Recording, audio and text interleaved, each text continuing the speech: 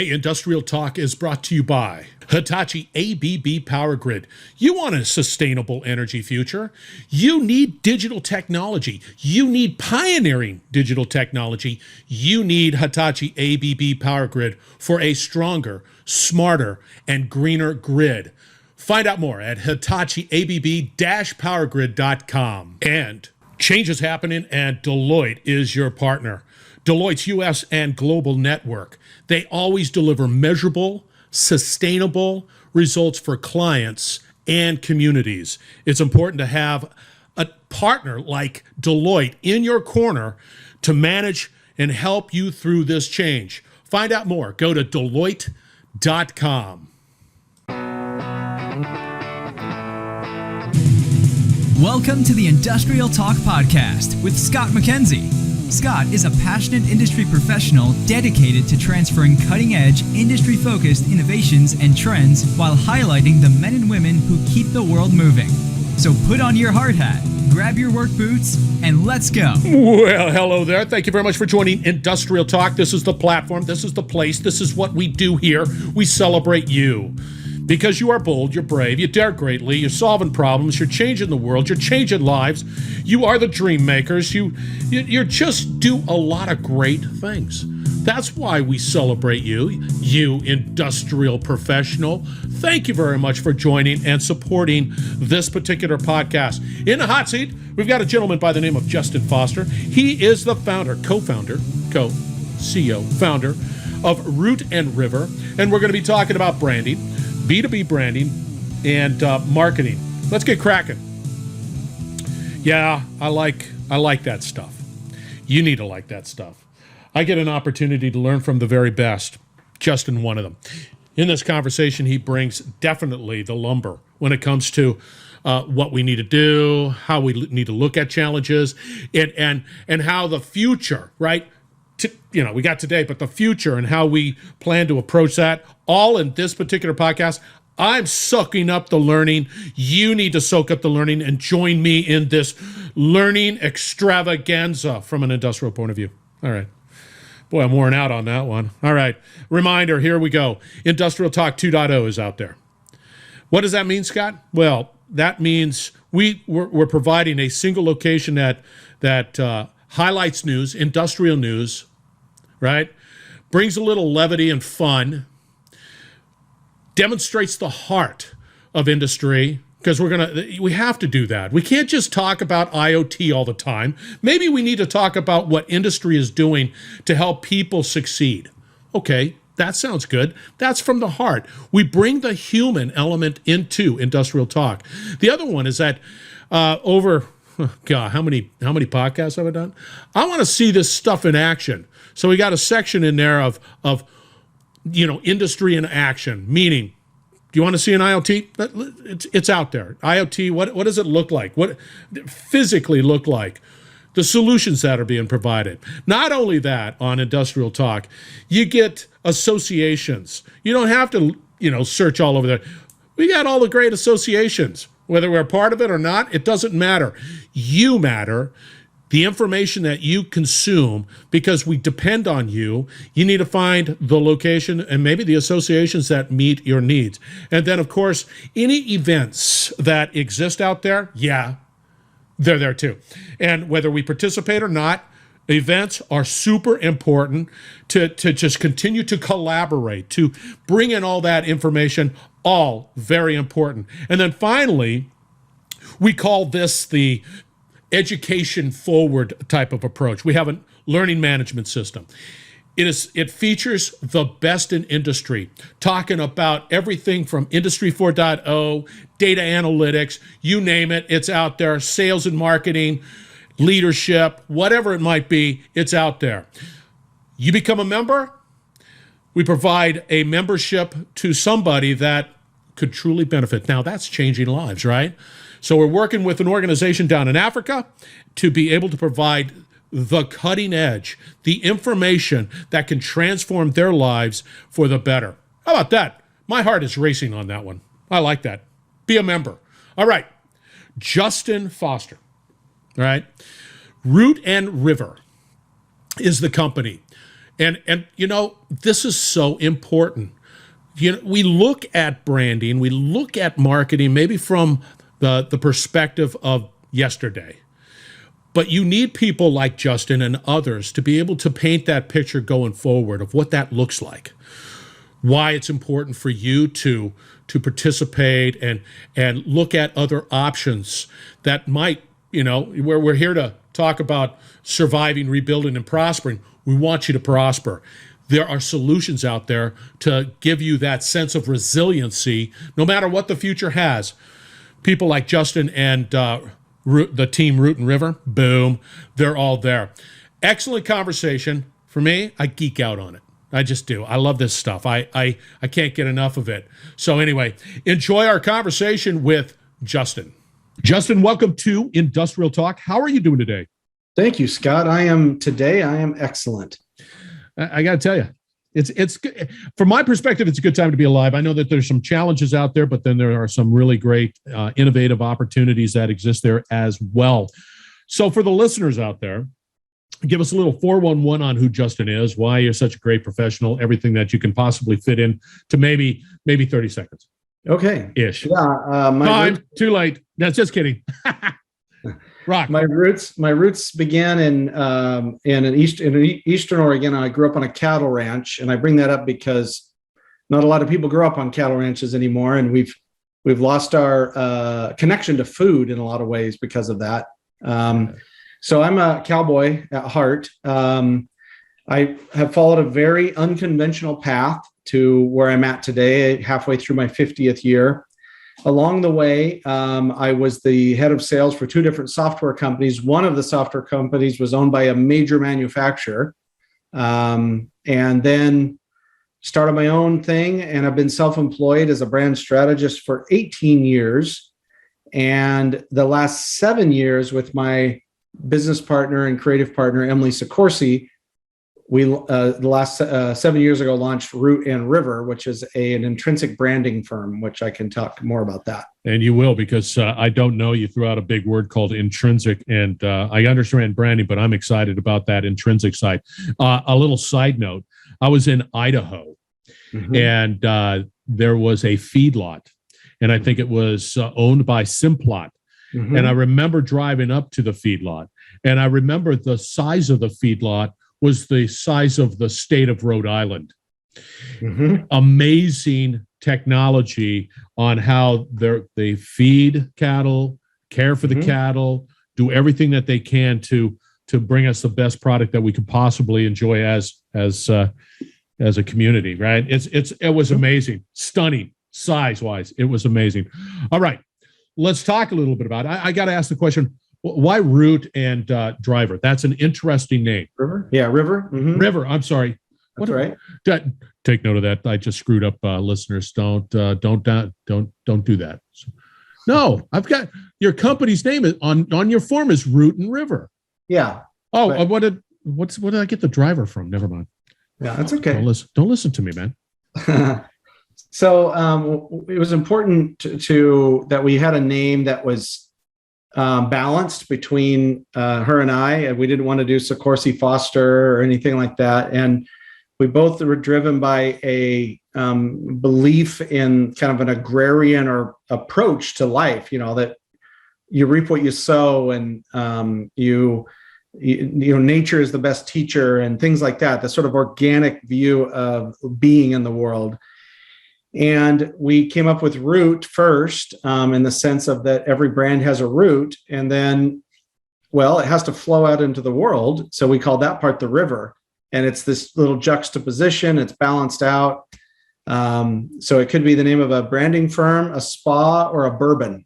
That's what we've determined. So I lean toward the bourbon, but it's true. That is true. That's a good way of looking at it. All right, let's get into the conversation here. We're going to be talking about B2B branding and marketing. Now, you mentioned term, Justin, and can you reiterate and tell us a little bit about what that means, that from that branding perspective? Yes, Scott. For contrast, let's talk about traditional branding, and I'll back into answering your question. Traditional branding is extrinsic or external.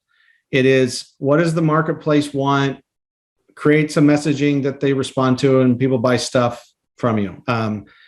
And that worked for many years. It worked really from the end of World War II up until about 10 years ago. That kind of external branding worked. But we've had these massive changes to society around technology proliferation, like cell phones and social media, streaming services, the internet in general. And then we've had generational shifts. And then we've had kind of a shift of, for lack of a better term, a shift of consciousness, is that businesses are far more involved today in things that 10, 15, 20 years ago, they would have said, well, that's not business. That's none of our business. They're more and more involved in social issues and diversity and inclusion and things like that. And so if that's the case, then we are operating in a new world. And so, you can't operate in the new world with the old world's tools or rules. And so intrinsic branding is a radical idea that Emily and I created, that your brand has a soul or a spirit or whatever word you feel comfortable with. And it is how other people experience that soul of your business that is the brand. And it's got three components. Number one is the culture. That's the number one indicator of an intrinsic brand, of when there's a healthy culture. Number two is the customer experience, what it feels like to be a customer of said brand.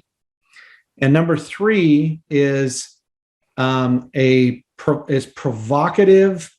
borderline heretical language, often a heresy against your own industry. Okay. That's interesting. Now, you piqued my interest, because I agree with you 100% on those three components. I'm big into the provocative one, just because and you correct me, you're the individual, and I want to know about this.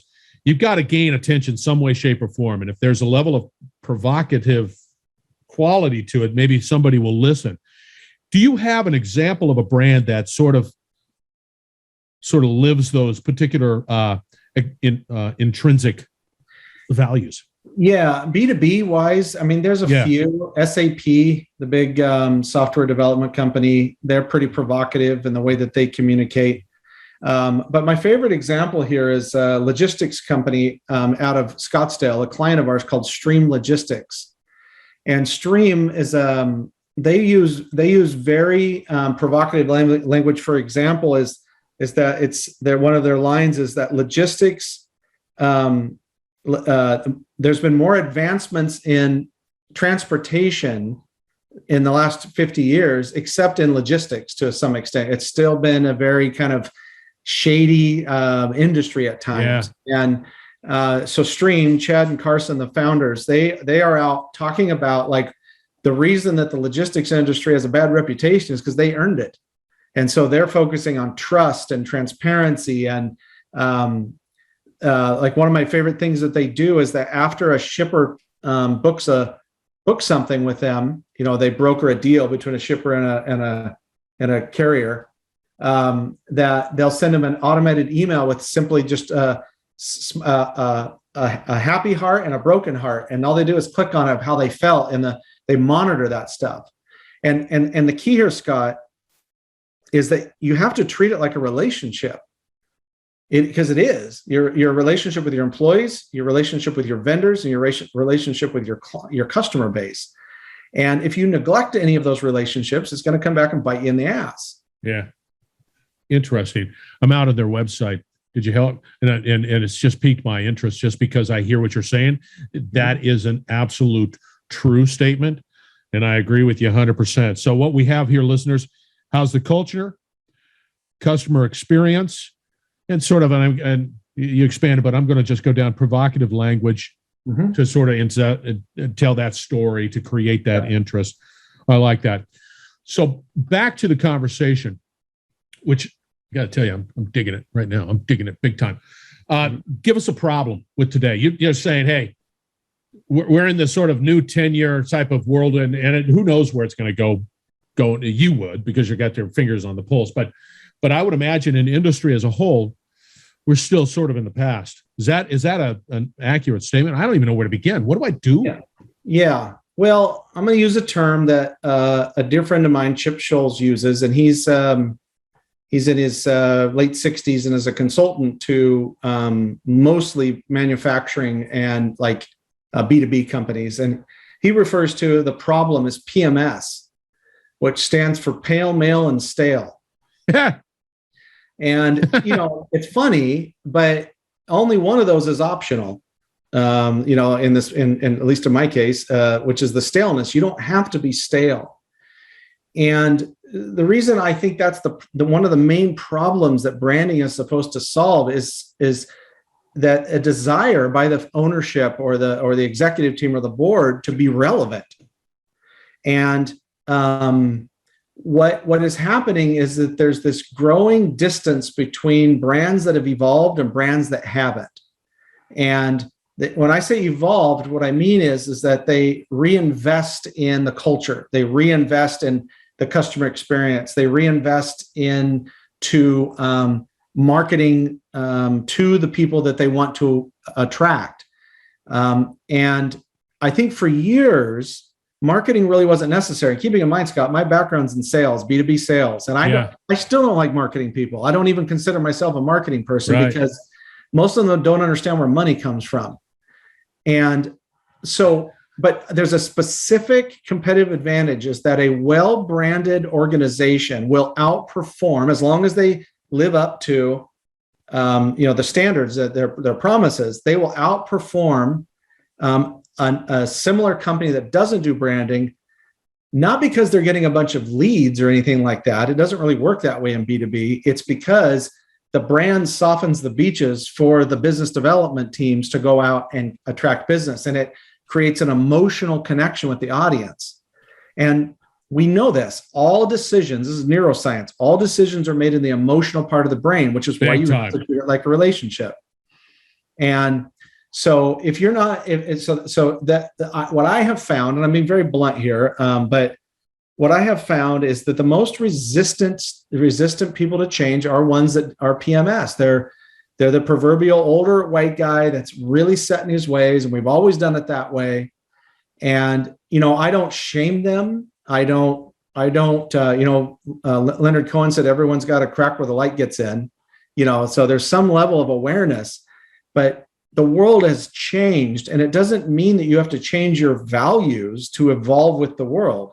It means you need to change your systems, and brand is a system. Yeah. And imagine somebody using the same technology in their manufacturing business that they were using 30 years ago or 50 years ago. That would be stupid. Well, branding is a system.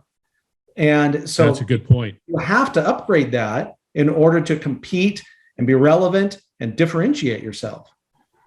I like that.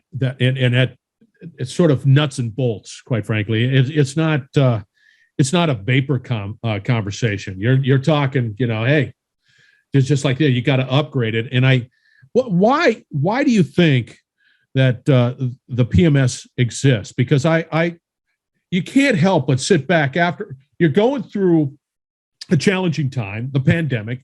Don't know where it's going. It's still very squiffy out there, right? And you've got to have that thought of saying, what do I do to survive, rebuild, and prosper in this whatever new world we live in? Why are they reluctant? Is it fear? What is it? Well, it's fear. You can get into the science of the psychology of the male mind, which in one of those things in the male mind is that there's a tendency to be more aggressive than strategic. Which is why Eisenhower was the commander of the U.S. forces of World War II and not Patton, because Patton was impulsive, as an example of that. Another thing is related to the male mind is they will not work on something until it's broken. The idea of being proactive is just not generally part of the male psyche. Now, these are broad terms, but they're answering the question around why PMS exists in the business world. And this is the number one answer, though, I think, Scott, which is they perceive that there's no motivation to change, which is also a male trait, which is I'll change if I have to. Well, they perceive that everything is okay, and there's this sort of comfortable lies about the business, about, this sort of a misplacement of faith and hope, which are terrible strategies in the business world, and that eventually everything will be okay. And that's why we call it, just to play off of that, why we call it intrinsic branding. You have to do the inner work. Inner work meaning your own psyche as a human being, and then you can go out and do the brand work. And unfortunately, people from men in my generation and up tend to not be super contemplative. They tend to be very outward oriented, very extrinsic, very material and structural oriented, hierarchical oriented, and none of those things work in the modern business world. See, and that's interesting. All right, listeners, we've got a couple of really gems here from the PMS, pale, male, and stale approach, which we in industry. I mean, I get it. I fall into that category sometime too. So don't be so hard on yourself. Are three things. Men tend to be aggressive, not strategic. I think I like that a lot. Won't work on something until it's broken. And it's funny that as you go down that road, I find myself sometimes in that category with the house. It's like, it's not broken yet. I'm not going to work on it. Our house and our health and our relationships, Yeah. And then there's no motivation to change to a certain extent. I like that, but now is the time. So what are some of the things that I can do? If I say, yeah, I'm that guy, and yeah, I fall into those categories, but I want to change, and I believe it's important for my business to survive, rebuild, and prosper. What are some of the steps I need to consider taking? Yeah, there's a model here for this that they're not our client, but I think they model it well, and that's when Alan Mulally took over at Ford. And so what he did is the same thing that we would say to a company, to a founder, owner that's like, yeah, I got to change. Number one is you have to reconnect to the root system of the organization. The vision, the mission, vision, and values and things like that you have hanging on the wall and people drone them in company meetings and things, that's all got to be purged. And you need to re-examine who you are. At the root of this is a type of existential crisis, a disconnect from the reality of who they are. As a brand, they don't know. They know what they do, they know what their business model is, but they don't know who they are and what they stand for necessarily, or they did that work 30 years ago and they haven't re-examined it. So that's number one. And that's what Alan did. He went in and reintroduced the entire organization to the roots of Ford and what Henry Ford believed in related to taking care of each other and quality and et cetera, et cetera. Yeah, it's an interesting conversation because Ford as a company has a rich history, and there's probably a lot of great information that could be pulled that draws in from that root approach, because it is. I'll find a documentary on Ford all day long and just sit there and go, wow, that's neat. There's a great book about this I'll recommend to your listeners called American Icon by Bryce Hoffman, best-selling book about Ford's turnaround and Alan Mulally. Bryce followed Alan around for a year and then wrote a book about what he witnessed. Wow. Number two. The number two is you have to have actual differentiators. You can't have made up or aspirational differentiation, or you can't be sort of different. So we tell our clients is you got to go figure out how within your area of expertise, where can you be radically different? And it's generally not going to be speeds and feeds. It's not going to be technology. Technology is a commodity now. It's going to be around the experience of using your company. And back when Mulally was there, they did a number of things to differentiate themselves from the other U.S. automakers and foreign ones as well. But as it relates to your listeners, you have to do the work to figure out what makes you different, and you have to be honest about it. And if you're only slightly better, nobody cares about slightly better. That's not going to get anybody's attention. The great news is differentiation through customer experience and customer delight is something you have 100% control over. You can do all kinds of things to enhance the experience of that your current customers are already having. The third thing that Mulally did that we recommend to our clients is back to what we said about provocative language. And taking a stand. So there's the famous scene when him and the CEO of Chrysler and the CEO of GM were in front of Congress, and they were asking for bailout money, and he said, Ford's not going to take it, in 2008. Yeah. That was a remarkable stance for a U.S. company that's so reliant on, a relationship with the government to take a stand against that. Another example is Ford was one of the first maybe the first U.S. auto manufacturer to get on board with climate change, and actually, they weren't resistant to it. And then they made it a differentiator with like their hybrid F-150s, which I own. And now they're all electric stuff. That's all in that root system that Mullally reattached them to. So for your listeners, you got to figure out what you really want to say. And I'm going to switch to a B2C company called Dollar Shave Club. Yeah. And talk about a commodity. There's not much more commoditized than razor blades. So what they differentiated it with, and by saying what they really wanted to say, is the CEO shoots a video, knows it's not going to get picked up because it has profanity, can't use it as an ad. It goes viral, and he looks at the camera and goes, "Why should we choose our blades? Why should you choose our blades? Because they're bleeping awesome." Well, there's a sincerity to that. It is. Yeah. I'm not saying that everybody needs to go out and use profanity and be super provocative that way, but I am saying quit soft selling your brand. John Eldridge, a favorite writer of mine, says, make the world feel the weight of who you truly are and let them figure it out. See, I love that. And this defensive posture that businesses have, and they obsess with their competitors, it doesn't matter. I love it. Go say what you want to say to people. And if you offend them, they weren't going to buy anything from you anyway.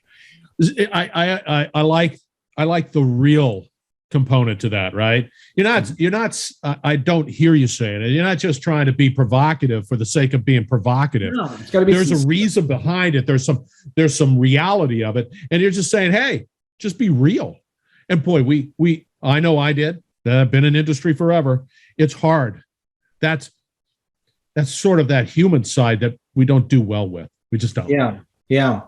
So, and the truth is always a great brand strategy, but the truth also always offends somebody. And so taking stands and expressing views and, just being more human, as you said, is really the key to all of this. Is just go be human. And here's the point, Scott, you can't do that if you haven't done that work yourself. You can't tell everybody in your company to go out and be a more humanistic brand, and you still got a bunch of, childhood trauma shit you're dealing with. Right. You've got terrible relationships, and you got, you're addicted to this or that. You got to get your own shit together before you get your brand together. See, and that's painful too, because we've all been there. It's not comfortable for me for me personally, I have a personality that I will always want to fight. and I feel comfortable being angry. Yeah. It's not a good place to be. It's not sustainable, but that's, the softer and more introspective side of me is like, I don't know what you're trying to do, but I don't like it. I would say though, Scott, there is clean anger. There's clean anger. Clean anger versus dirty anger. Dirty anger becomes resentment, but it's okay to be angry. We're men. We get angry. It's just a matter of, it's got to be clean, which means being angry if someone is hurting your family, or being angry about an injustice in the world, or being angry about people dying because of bad information that they're receiving. Right. That it's okay to be angry about that because it's clean, it's motivating. And this is the thing I go back, and the reason I bring this up is that I talk to a lot of men in B2B, and especially in manufacturing, is you don't have to be less of a man.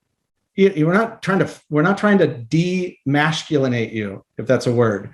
What I am saying is be more of a man, be more of who you are, but the light side of masculinity, not the dark side of masculinity. Yeah. And it's needed. I hear you, man. And I'm all into it. Now we have 3 points. Are there any other points that we need to cover as a result of me wanting to go down this journey? Yeah, I think it's important to two other things is that I think are disciplines that need to be in a brand, a B2B brand, and that is you got to know what your category is. You got to know what conversation you want to own, and if you cannot own the conversation that other people are having, you have to start your own. And so, using Stream Logistics, we came up with the term concierge logistics because they run it like a concierge service. And that's a category that they own now. Now, examples of category in consumer space are like rideshare is owned by Lyft and Uber, smartphones owned by Apple and Samsung. Yeah. Search is owned by Google. E-commerce is owned by Amazon. Those are all categories with category kings associated. You're mentioning Play Bigger. It's Play Bigger stuff. Right. It is. It's a hell of a book. There. I got the My Digital side, man. Yeah, but it is. I remember reading that book and I'm going, what? God, yeah, yes. And I hear it and you're absolutely spot on. But then again, there's a need to say, yes, I'm a manufacturer, but really, can I own my own category?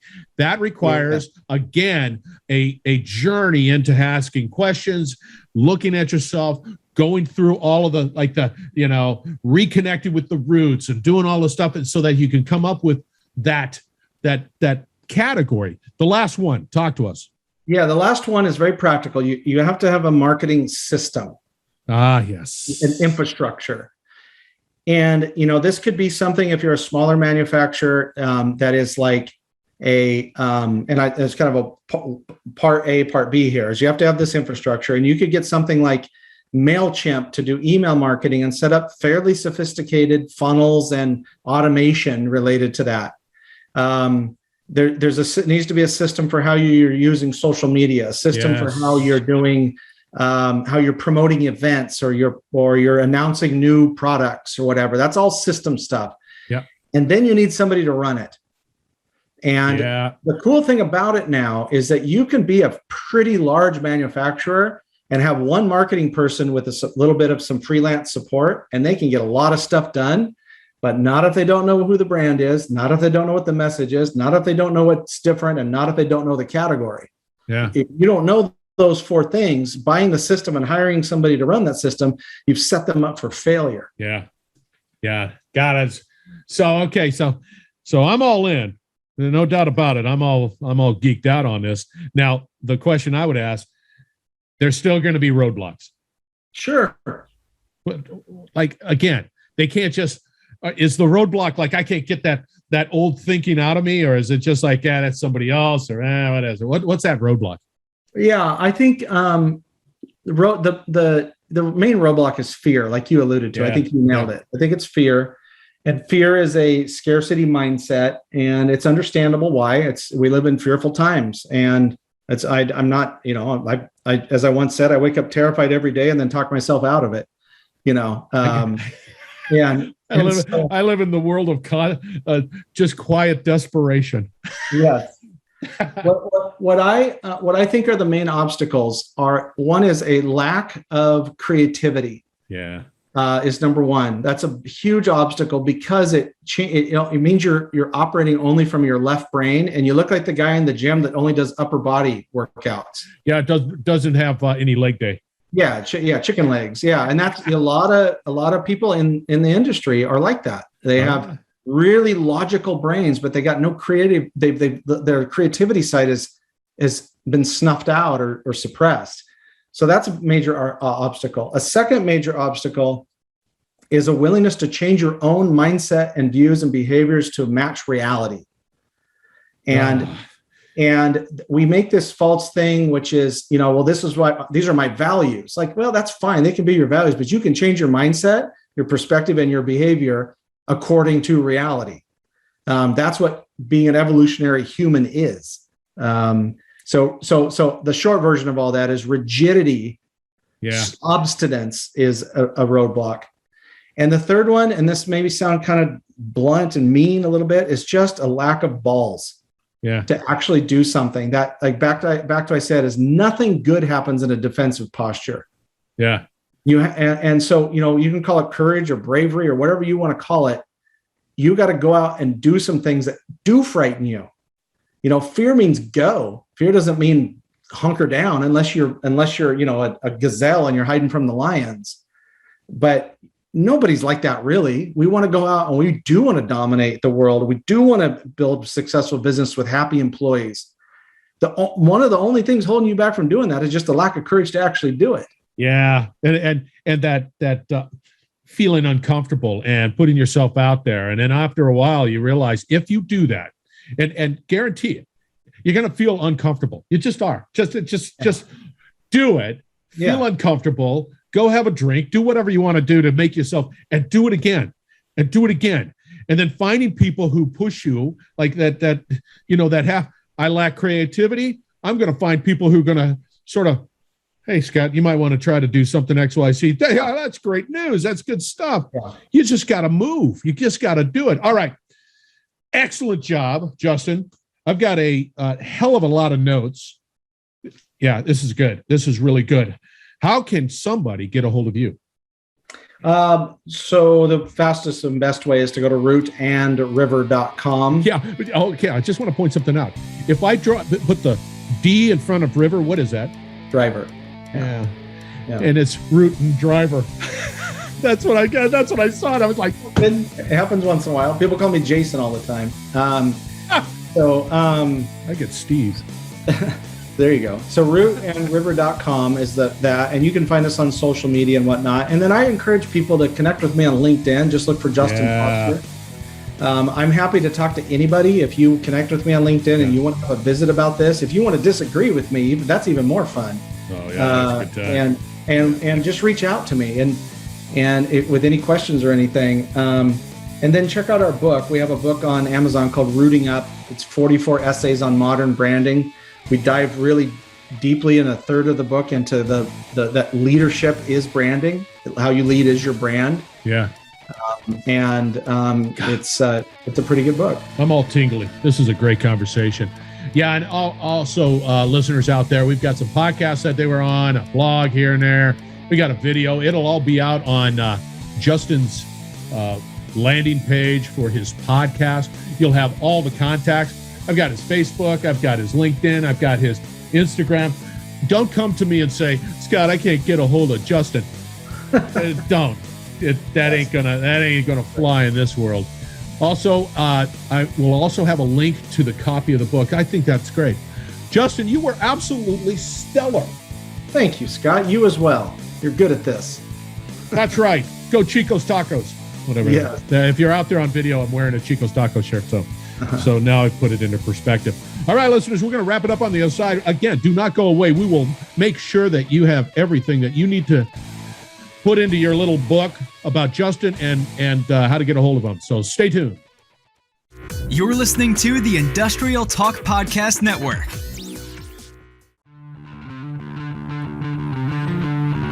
I want to extend my absolute gratitude to Justin Foster. Root and River is the company.